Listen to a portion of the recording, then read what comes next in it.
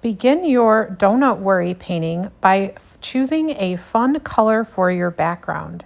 You can make a ombre effect, adding white to the color you choose, or create a multiple colored background. Be creative. Use your favorite colors or make a fun pattern or design.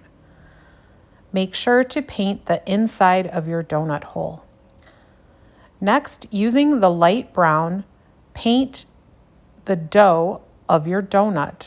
You can add some white in to give your donut dough dimension. Using the primary colors, add colorful sprinkles to your donut. You can mix as many colors as you want. Remember, yellow and blue make green, and yellow and red make orange. Using the dark chocolate brown, you can add icing to the top of your donut. Or maybe you want to add white vanilla icing, or maybe you want to do a fun purple or pink swirly icing. Last, using tacky glue, glue on sprinkles and pom-poms to your donut using the sequins.